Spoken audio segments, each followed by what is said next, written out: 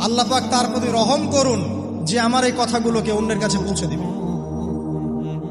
নবীজির ভাষণ। এরপর নবীজি বলছেন, জেনে রাখো নিশ্চয়ই তোমাদের পরস্পরের, মুসলিমদের পরস্পরের সম্পদ, পরস্পরের রক্ত, পরস্পরের এই যে জান মাল ইজ্জত, এগুলো একে অপরের জন্য হারাম। মুসলিমদের পরস্পরের রক্ত, পরস্পরের ইজ্জত সম্মান একে অপরের জন্য হারাম, এর হানি করা একে অপরের জন্য হারাম। ঠিক যেমন আজকের এই দিন হারাম, এই শহর হারাম, এই মাসও হারাম। নবী করিম সাল্লাল্লাহু আলাইহি ওয়াসাল্লাম বলছিলেন, জেনে রাখো তিনটা বিষয়ে যেন তোমাদের অন্তর কখনো খেয়ানত না করে। তিনটা বিষয়ে তোমাদের অন্তর যেন কখনো খেয়ানত না করে। এক, তোমরা যে কাজটাই করবা শুধু আল্লাহ পাকের সন্তুষ্টির জন্য করবে। তোমরা যে কাজই করবে শুধু আল্লাহর সন্তুষ্টির জন্য করবে। তোমাদের শাসক বর্গের কল্যাণ কামনা করবে।